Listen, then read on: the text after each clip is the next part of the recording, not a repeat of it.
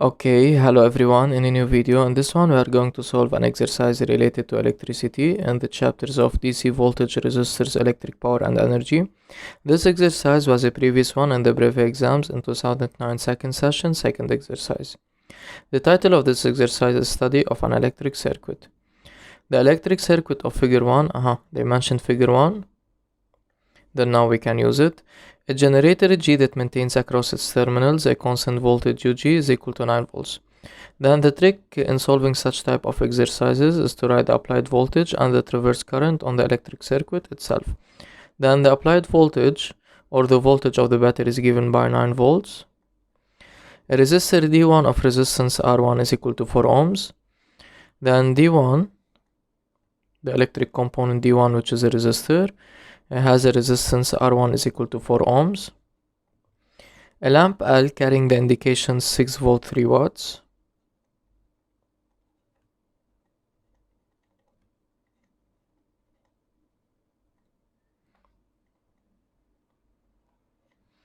Now notice that I didn't label 6 volts and 3 watts on the electric circuit itself because yet we don't know if the lamp L is functioning normally, and a resistor D.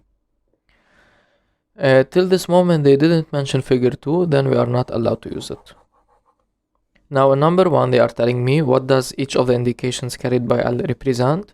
The lamp L carries 2 indications and they are given by 6 volts and 3 watts. We know that 6 volts volts is the unit of voltage, therefore 6 volt is the rated voltage of which electric component of the lamp L, under which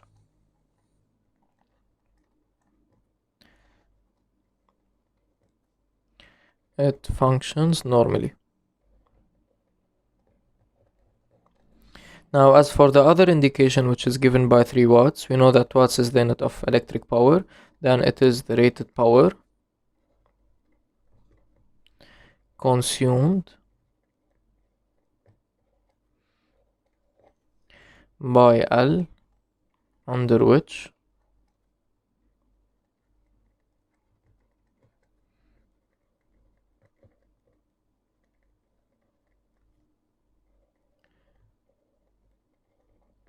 it functions normally.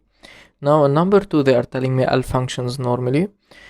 Because the lamp L is functioning normally, then the applied voltage will be equal to the rated voltage, which is 6 volts. Then let's write here that this is 6 volts, and the consumed power will be equal to the rated power, which is given by 3 watts. Now in part A they are telling me calculate the value of the current I2 carried by L.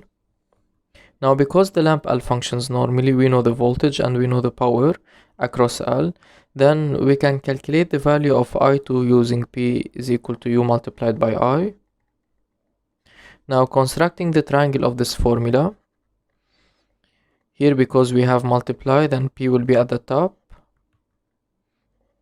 U and I at the bottom. We are interested in calculating the value of the current denoted by I2 traversing the lamp L, which is equal to P over U.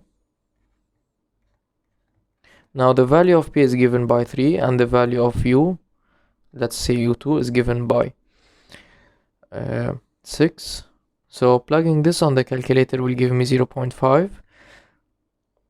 Since the value of P is in the SI and the value of U is in the SI, so the value of I will be in the SI, which is amperes. Then the value of I2 is equal to 0.5 amperes.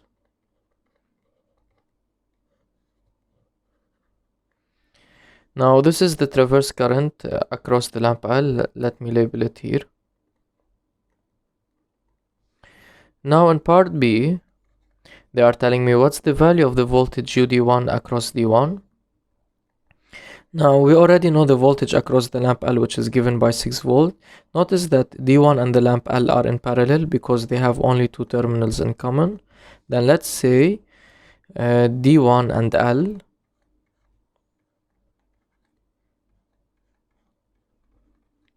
are in parallel.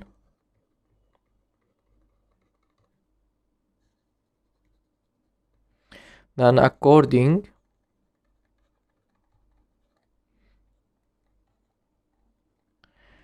to law of uniqueness of voltages.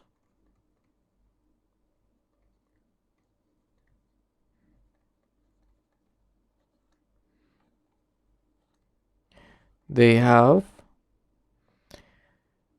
the same voltage. Here, let me write it is UL and not U2. It's the same.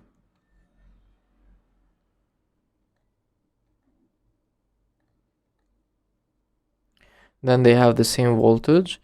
So UL is equal to UD1 is equal to 6 volts.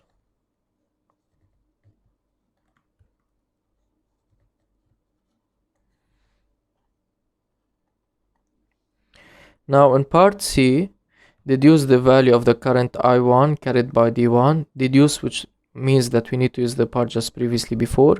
In part B, we have determined the voltage across D1, and already here we know the resistance of the resistor D1. Then using Ohm's law, we can calculate the value of the electric current I1.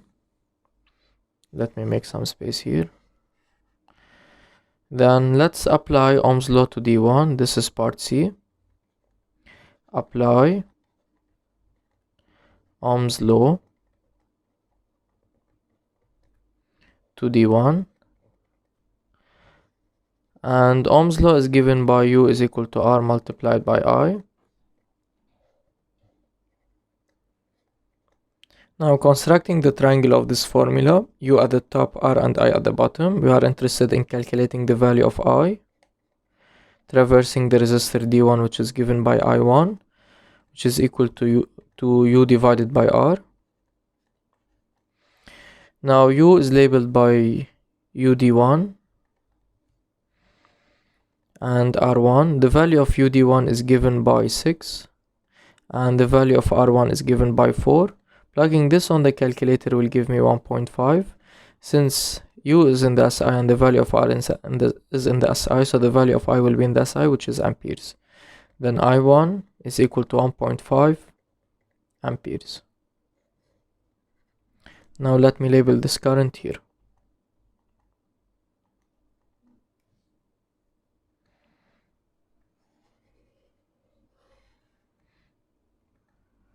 Now in part 3, part A, they are telling me by applying the law of addition of voltages, calculate the value of the voltage UD across D.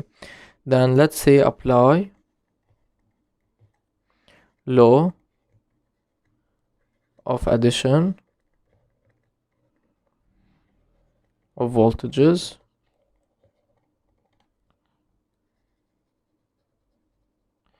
and then how do we apply this law? Always on the left we write the voltage of the battery, which is in this case given by UG, and on the other side we'll write the voltages across different electric components. So UG is equal to UL plus UD. Now here notice that because the lamp L and D1 are in parallel, then they have the same voltage. So either we write UL or UD1. Knowing that we are interested in calculating the value of UD, UG is given by 9 and the value of UL is equal to 6 plus UD. Then the type of this equation is linear equation and one unknown. The unknown is the voltage UD. So how do you solve this equation? We put UD on one side and all the other numbers on the other side. Then UD is equal to 9 minus 6, which is equal to 3. Because 6 is in volts and 9 is in volts, so the value of UD will be in volts. UD is equal to 3 volts. Now let me label this voltage here.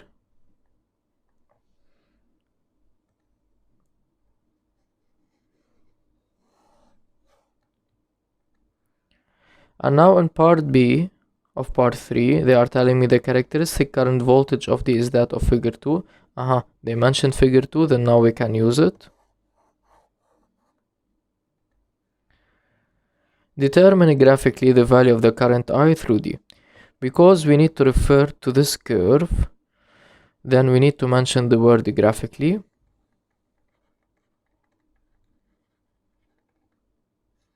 So what does this curve represent? This curve is the characteristic current voltage of D, The x-axis is labeled by the electric current I, which is the electric current traversing the main branch in this circuit. This is the main branch. So here the current I splits into two currents, I1 and I2. And at this point, they add up to give me the same electric current I. And this is a main branch which is being traversed by the current I.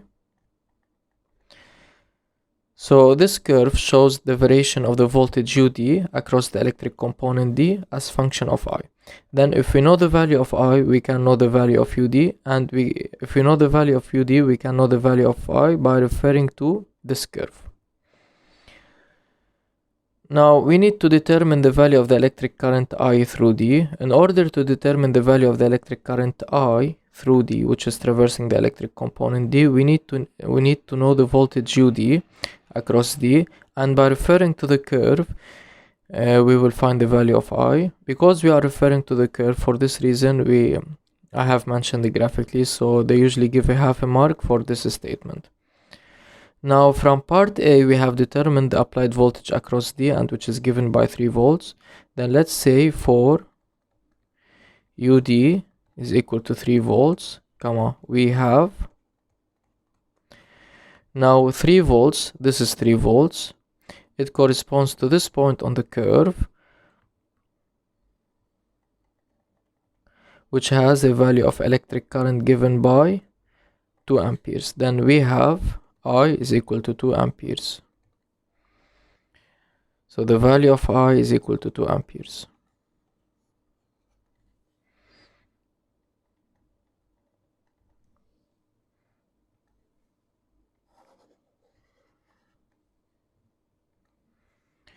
Now in number 4, they are telling me by comparing I and the sum I1 plus I2, the value of I that we have already calculated is given by 2 amperes, and I1 plus I2 is equal to, the value of I1 is given by 1.5, and the value of I2 is given by 0.5, which is equal to 2 amperes, because 1.5 and 0.5 are in amperes. They are telling me by compare I and the sum I1 plus I2, tell what law of electricity is thus verified. Then by comparing, we need to say if they are equal or one larger than the other or smaller. And in this case, I is equal to I1 plus I2.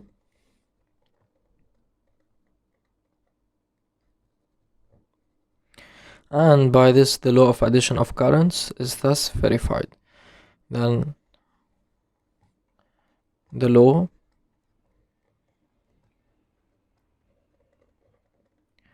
of addition of currents is verified. And by this, we have finished solving this exercise. I hope it was beneficial for you guys out there watching it, and see you soon in another one.